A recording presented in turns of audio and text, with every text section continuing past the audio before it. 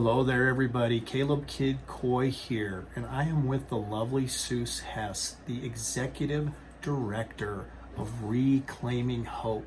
And we had the fortune of meeting through some most unusual circumstances and another precious lady that we both know. But I'm so grateful for Suze and everything that she's doing. We've been sitting here having some powerful life conversations, but her efforts and her lifelong history in human trafficking and the different experiences that she has are very, very powerful. And she has a dinner coming up to support their efforts. And so, Suze, I'd love for you to tell us a bit about the dinner and what you're doing to help our community here locally as well as nationally and abroad. Okay, thanks for having me today. Our dinner is this coming Sunday evening from 5 to 8. We have a limited number of tickets left, so if you're interested in finding out more about trafficking and how you can have a positive impact on the horrible world of trafficking, go to our website, www.reclaiming-hope.org. Our landing page will direct you to tickets. We're going to be talking Sunday evening not only about how we journey with survivors of sex trafficking, which we primarily do in 2 programs, but we're also going to be listening to 2 survivors. We don't often put survivors up in front of people. We work as their allies to protect them from further traumatization. However, this is about the only time of year when I will work with survivors to have them tell their own stories. And that will happen Sunday evening, September 18th from 5 to 8. Again, tickets on our website.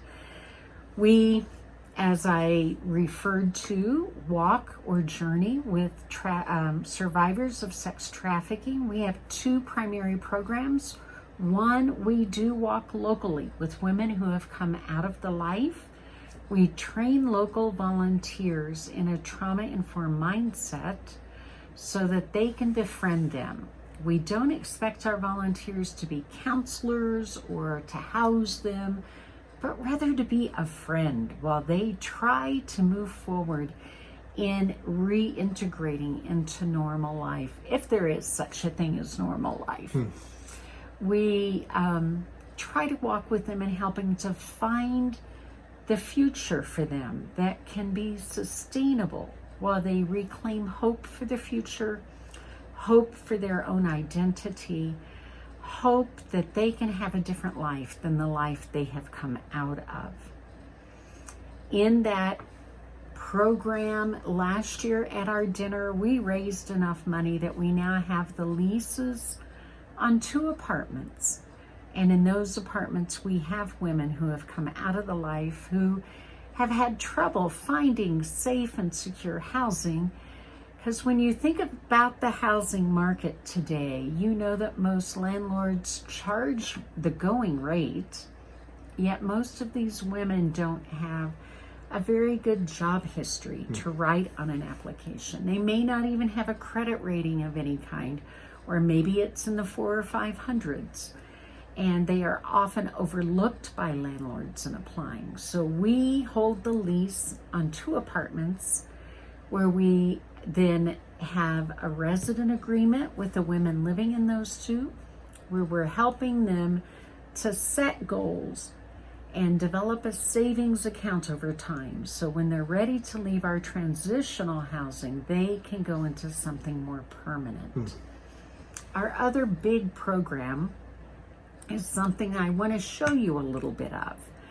Our organization has been around for almost 12 years, and in that time, we have been the only group working with the FBI and collaborative task forces of law enforcement officials who go out and put their lives at risk rescuing people here in the U.S.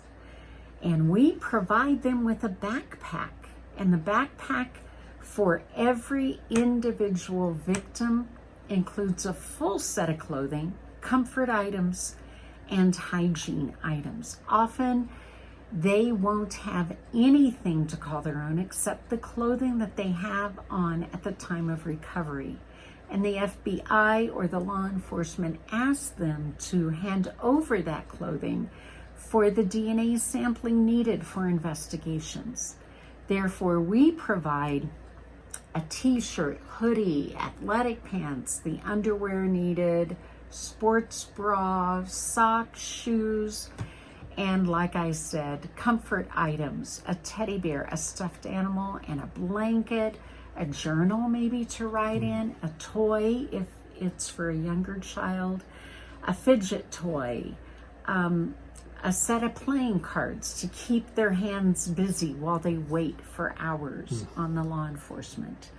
We also provide food in the packages that go out to the victim advocates, and that will be food that can sit in the back of a car not knowing when they're going to rescue someone and be ready for them to give them. Many of them have not eaten for a day or 3. We have had women before say, you mean I get this entire hygiene kit of deodorant, shampoo, body wash, comb, brush, pick, toothbrush, toothpaste. I get all of this, and how do I have to earn it? And the response is, you are of value. You don't have to earn any of this. It is a free gift to you as you begin to rebuild a life putting the past behind you. Some women have actually said they were sharing a toothbrush with every other woman in the house where they were kept. So to give each of them a backpack that's valued at an average of about $140 is a very unique and encouraging gift to them to help them understand they have value. Let me invite you into our warehouse. We'll take a look. So guys, if you are local Colorado Springs, I do want to encourage you to grab those tickets up for next weekend and join us at that dinner. So we're going to give you a little guided tour here in the warehouse, show you the backpacks, the Hope bags. We call them Hope bags. You can see here on these shelves, these are the adult sizes. We're currently out of our Hope bags. We're waiting on more product to be able to fill orders that we have. This one is an infant, a toddler size. It happens to be a 2T. Yes, we provide, unfortunately, backpacks beginning at 2T all the way through adult 2XL. We have 14 sizes, and we have 3 versions of every size. We do a male, a female, and a universal. Law enforcement never know exactly who they will be recovering, so we try to equip them at their request with the sizes and bags that they need. Let's take a look at the shelves with the items that go in.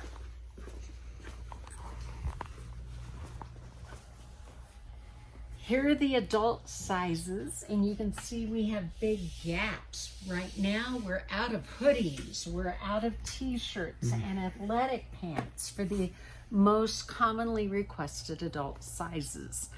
Last year, we sent out a total of 385 Hope bags across the nation to the FBI victim specialists.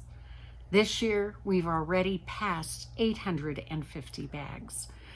They were used at the beginning of August when the FBI and other law enforcement teams put together Operation Cross Country. And in 2 weekends, those teams located over 225 victims of sex trafficking. In Colorado alone, there were 22 victims, half of whom were children. And that includes the 3-month-old child of one of the women who was recovered. We have clothing items in through here. You can see up here we put fleece blankets into the backpacks. These big ones are hard to fit with everything else. The smaller ones are even better for us. Let's go around the corner, Caleb.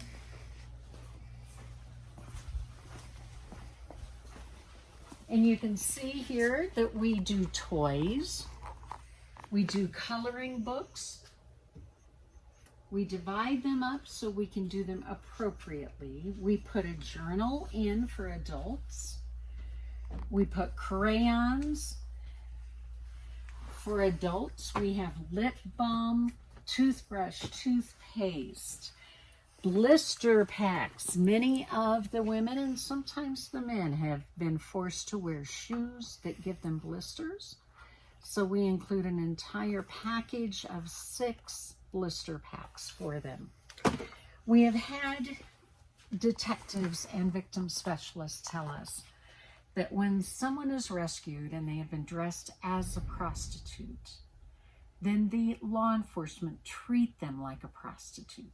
The minute those clothes have been replaced with a hoodie, a t-shirt, athletic pants, shoes, socks, the entire atmosphere at the law enforcement offices changes as detectives and others begin to see these victims as someone their daughter's age, their neighbor's age. They begin to see with different eyes, and they begin to value them again as the person they are, rather than a prostitute. Our desire is to equip them so they can start again. We include lotion. We include conditioner, shampoo, all the 3-ounce size, not the hotel size. That lasts 1 to 2 days. These last a little bit longer, but are not so big that they take up the entire backpack. So we invite anyone and everyone to take a stand against trafficking by providing something as small as lip balm, chapstick. This may be the very thing that makes a survivor feel human again. Anyone can take a stand by walking with us.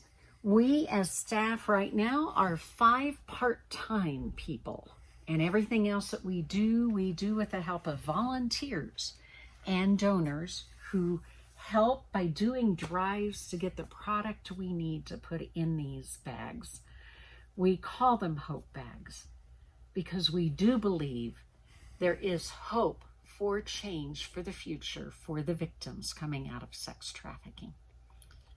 Caleb, questions? So beautiful, Seuss. And guys, you can see there's such an extraordinary need, and there's an extraordinary amount of hope that's being generated by this community and this organization. And I'm just so grateful as a daddy, as a parent. I think about this often and the risk that is out there. And so I think about how much protection we need to be praying over our kids and our loved ones, and how often, just with the stories you've shared with me, this could be happening and we can be completely unaware of it. So I encourage you guys, again, if you're local Colorado Springs, come be a part of the dinner, grab up those tickets. Website, once again, where people can go support.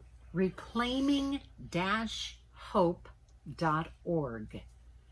We only have about 20 tickets left as of today. So if you want to come be a part of it, we only do our dinner once a year. If you want to come have a tour, go online, grab our phone number, give us a call. We're only part-time, so it really pays to call ahead. Love that. And guys, again, you can donate via the website, of course, even if you can't make it to the dinner at any point in time.